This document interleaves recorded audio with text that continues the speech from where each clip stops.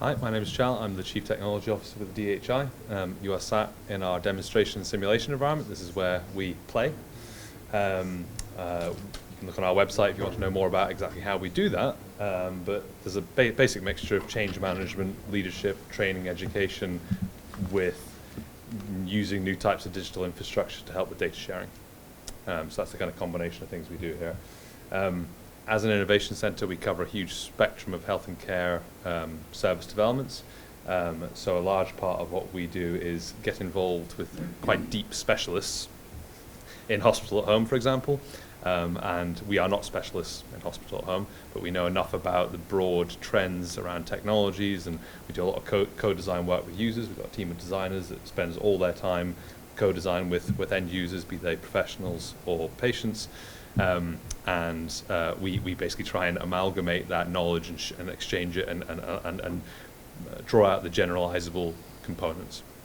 So with that in mind, I'm going to start with my drawing with crayons hospital at home thing as a person who is not someone involved in hospital at home, just so you understand the way we kind of think about things and the kind of abstract we have to try and create around some of this stuff. So reading the nice 2017 review around hospital at home models across the UK, they basically do two things.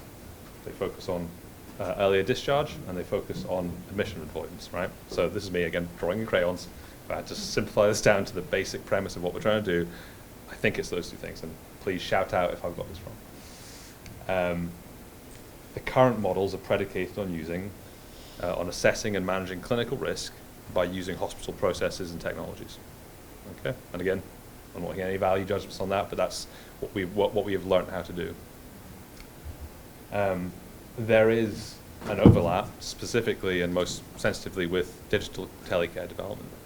So a lot of the same safety, trust, privacy, home embedded thought processes, risk management thought processes are all there in falls detection, falls prevention, fire safety. So the first thing to note is I sit on a Scottish Government technical advisory group around telecare. Everything you've said, I could copy and paste into that world, and we'd be looking at mostly the same issues, mostly the same challenges, mostly the same enabling technologies. There's definitely obviously an overlap with digital self-management, population, public health, co-management thought processes around early detection, around self-management of long-term conditions in the community in a less acute context. And part of what I'm doing today here is just going on either side of hospital at home a little bit to sort of stretch and understand where the lines are and how these things start to merge together. So I view it as a spectrum. So effectively, it's just a declining set of acute capabilities. As you become less acute, we're all trying to figure out, and this sounds awful, but we're all trying to figure out at what point we can stop doing the more expensive, more intense thing and start doing the more friendly, softer, cheaper thing, right? And that's effectively what we're talking about in both prevention, early discharge, and prevention of readmission. It's a fundamental underlying premise, but it is a spectrum. In my head, there's 5 things. There's 5 steps here. And hospital at home is you've managed to detach from hospital. You've used a lot of the same risk management thought processes to help the culture accept that move, and then the thought process then needs to be, okay, within the hospital at home model, how can we discharge someone into the next step down quicker? Because there are an emerging set of Internet of Things technologies that would allow us to continue observing someone even once we've moved out of that intense acute experience. And so we need to figure out a way of orchestrating the technology that allows us to fluidly move from one mode to another and quickly re-escalate back up into the mode before it if we need to. So that's that's the kind of thought process that I hear when I'm seeing the sorts of things we're talking about. And there will be multiple steps. So it's recognizing that, again, it's a continuum. So with that in mind, and again, that might be my kind of very crude bird's eye kind of view, I'll just talk to you a little bit about what we're doing in other areas and how that, and I'll leave it to you to see how that might cross over into your world. I think that's some interesting, we've got some graphics glitches going on today. That one on the third from the left. That's, I might keep that. It's digital. It looks digital. So I don't need to teach you to suck eggs. Policy across the Western developed world is moving from hospital, doctor, patient, medical to person, care, support, living. Okay? So again, I'm not going to dwell on that. One of the issues across all of the different domains we're in is that technology money is still spent in this left-hand side. Huge amounts of technology is spent in the left-hand side. Ever-increasing and more precise robotic surgery methods, genomics, medical device, interventions, et cetera, et cetera, et cetera. And it's quite hard to make a case on the right-hand side because the what's less sexy, and the outcomes are more diffuse because there's so many factors at play. We can't demonstrate output as easily. And from people familiar with the social determinants of health, it's a public health model that basically says your health outcomes are the product of clinical care, physical environment, individual behavior, and social and economic factors. We have to always be cognizant that we can do some incredibly sophisticated things in the clinical world, but it is 20% of the impact. Okay, so the thing that interests me in the hospital home model is the fact that having moved into that community care setting, having moved into the person's lived context instead of the kind of isolated hospital environment where we kind of have almost a kind of fake bubble around the person, having moved into that home context, what else can we use about their lived environment, their lived behaviors, their context to then help them rehabilitate, help them get back on with life? And obviously that's a heavy premise for the hospital home model, is to blend and merge those lines. And the kind of exercises we do, so we've done 6 years of co-design and industry engagement, market analysis, and we've got 225 personal data items, which might be address, GPS location, blood pressure, national insurance number, work history, and we map those against those social determinants of health. So broadly speaking, the quantity of types of personal data broadly aligns with the impact on someone's life, and you probably expect that to be the case. And again, the reason I show this is because at the moment we are in danger of focusing too much on the 15.6%, the clinical record. So what we're interested in is all the same capabilities we're using for hospital at home, all the underlying Internet of Things, the industrial Internet of Things, new connectivity methods, new automation methods, could all just as easily be turned to getting the rest of that picture. Okay, smart meters, smart radiator thermostats, motion sensors, et cetera, et cetera. So in the telecare world, this is what we're talking about. We're talking about activities of daily living more broadly and how we can use those step up or step down. So, fourth industrial revolution, Industry 4.0. So this is the scale application of the Internet of Things. People think we're in the Internet of Things now. We are barely in the soft, gentle hill land leading up to the mountain that will be the Internet of Things in terms of the amount of devices and the kind of connectivity and the kind of price point we're talking about. The ability to ambiently and passively sense data about our environment and connect that to our behavioral data is going to grow, become cheaper, and become more ubiquitous. And unfortunately, and I like the question about medical device regs, fortunately, this world is going to vastly outpace our ability to regulate it. So, in practical terms, what we do is we figure out how to blend those worlds. And it's often uncomfortable because a lot of the stuff we do isn't medically regulated, but it's the stuff people are using, it's the stuff people are comfortable with, it's the stuff we can get people to commit to for a medium to long term instead of the short term for the medical intervention. So we're trying to figure out ways of combining these different types of data from different places and understanding how and what we can trust and for what purpose. So the way we're doing that at the moment, and so when we talk about simulation to us is... Oh, okay, we're back. I'll just keep this awake. Simulation for us is using real systems, but simulated data, and testing integration and interoperability. So some of the people presenting earlier were basically talking about HL7 Fire and other kind of messaging standards. That's effectively that's our bread and butter. How can we get lots of different systems to talk to one another? How can we figure out new business models for industry and organizations to cooperate around data sharing instead of competing? So in this model, just very quickly, and again, if you're interested in this, we can give you papers and videos and various other things around it. We implemented an open data exchange, which would be the healthcare equivalent of open banking. You as a user have full consent control over anything and everything that passes through that data exchange. This is akin to some of the data exchanging stuff we've seen in some of the chance stuff, but in our model, we're trying to go whole of life. We're saying, we are not going to be medical in this model. This is how can I, as a user, gather all of my assets together to allow me to get a better sense of how I can self-manage, right? And instead of the gajillion different portals that every organization is trying to get me to interact with, I'm going to ask them to log into me. Right? That's the kind of thought process, and this comes through very strongly in code design. I want to tell my story once. Yeah, not fill in 14 forms in one hospital, not go to a social care organization and start a completely different conversation over all the same data. And so you have a personal data store, that's yours, that travels with you, it goes everywhere you go, and you can have everything stored there, and you can pick a personal data store provider that you trust. Might be the government, might be a commercial organization, might be a not-for-profit. In our model, it's not-for-profit. We connect into Apple HealthKit because that's where the energy is. If you connect into Apple HealthKit, Samsung Health, Google Fit, you've got about 3/4 of the consumer digital health marketplace in one swoop.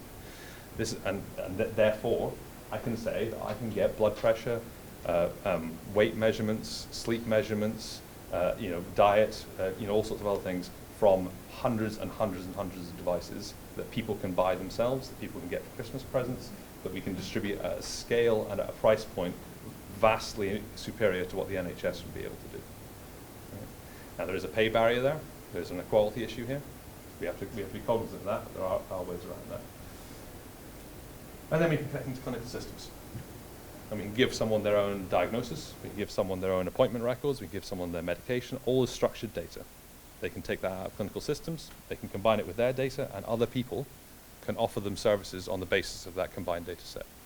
It might be their gym, it might be a community care organization run by a charity, it might be a pharmacy. We can't conceive of what the new model might be. Anyway, we've got videos online, so if you want to see more about that, you can go there. An example of the use of that infrastructure, I'm not sure if people are familiar with the work we're doing with Storm, Ken Sky and NHS Greater Glasgow and Clyde, work around COPD monitoring. So this is people on home ventilation. So using a medical grade, home ventilation system and the accompanying software, but then also combining that with patient reported outcome measures from an app, combining that with wearable data for physical activity and sleep, other mattress-borne sleep monitors for sleep quality if people don't want to wear a wearable overnight, and being able to gather together, and heart rate from the wearable as well, and being able to gather heart rate, outcome measures, ventilation use, oxygen consumption, and pull that all into one place and allow the clinician access to that. At the moment, we're not doing any fancy AI stuff, that's next. But right now, simply being able to see that multi-threaded set of data about someone's broader context helps us start to look at predicting and preventing hospitalization. In an asthma context, and this is where I'm going to start stretching a little bit, we haven't built this yet, but we've done the co-design work. And I used to have asthma, so I can sympathize with this point of view. The clinical group says you must use an inhaler and you must use a peak flow, and these are predictive of your control. I, as a user, say that doing a peak flow test makes me feel breathless, so I'm not going to do that. And I do everything in my power not to use an inhaler because I don't want to be seen using an inhaler. So I don't participate in either of the clinically effective components. Nonetheless, I will tell you when I'm going to have an amber day and when I'm going to have a green day, and I can tell you that within about an hour of waking up. Because I have my own methods, I know what works for me, I know what the triggers are. Okay? They're not clinically evidenced, but I bet I can predict my exacerbations better than you can. And I have about 40 variants of that story from people, from everything from if I can swim 20 lengths in the pool first thing in the morning, I'm going to have a green day. If I can't, amber. If it's lower than 5 degrees outside, I'm going to have an amber day. If it's above, I'm going to have a green day. If I can sing the entire Welcome to the Jungle by Guns N' Roses in one breath in my car on my drive to work, I'm having a green day. If I can't, amber day. Now, this is the reality. This is what personalization looks and feels like. Unfortunately, we have no clinical evidence to that effect. But we can start to gather that clinical evidence because people can now give us that data.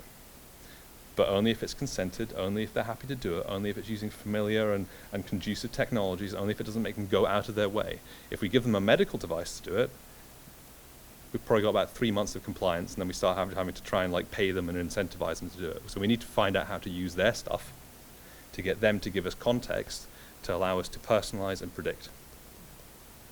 And in this particular model, what they've asked for, and the clinicians asked for the same thing, was instead of a routine appointment for people with asthma, where they try and describe to me 6 months ago how they sort of had a dodgy period, but they can't really remember it, and we have no frame of reference to have a conversation with, which both the patient and the clinician says is useless and a complete waste of time, but they have nothing else to do with that patient, so they keep bringing them back for appointments just because.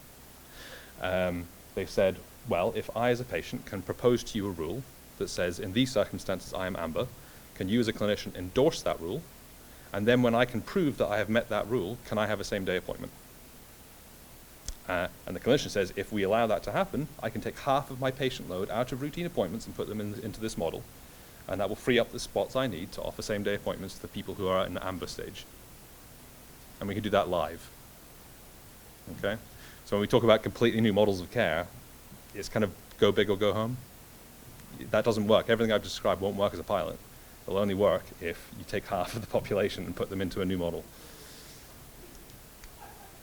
Last one, cardiac, working with the British Heart Foundation and a few health boards to start looking at using the same kind of thought process around a patient-generated composite data set.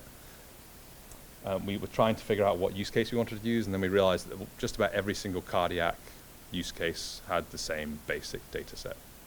So the premise around the work we're doing with them is, what is the high impact data set that we might get someone at risk to curate proactively and make available to the system? And that might be before they have a thing, or as a secondary prevention thing, or it might be a cardiac rehab thing on the way down from a hospital home care model. And so anyway, so that's 3 kind of example use cases of the way we work. What we're trying to do is dance across the top of all these things and share with everyone else the way to interoperate, the standards to use, the way to manage consent, the way to engage users, and generalize all of that so that we can start thinking about an ecosystem that isn't just about cardiac or frailty or COPD or whatever it may be, and we can start thinking about how do we get the user to contribute their story once, and how are we responsive to that story.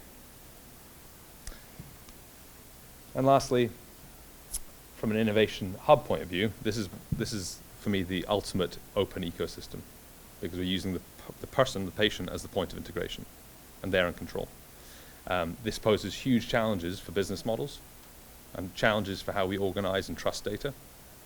And as a result, any kind of open platform ecosystem, the orchestration is much more complex. So why are we interested in innovation hubs? Because we need them if we're going to figure out what the new organizational model is that allows us to pull these data sets together in a privacy respectful way and use that context to personalize and prevent.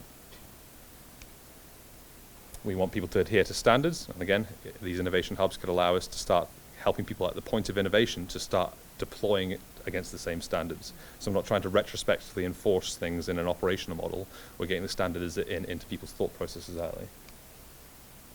We need safe places to experiment and share knowledge. Absolutely critical. We shouldn't be racing to pilot. Most of the time, the pilots I'm involved in are just trying to build confidence. We don't need to go live to build confidence. And better joint strategy between partners. And ultimately, we need to find new multi-provider, multi-purchaser business models, because the data will come from many different places with many different interests and many different standards. And so we need all those people to cooperate and say, all right, 4 or 5 different people are going to pay for this intervention because they all get something out of it. And that's me. If you're interested, QR code or Google Care 4.0.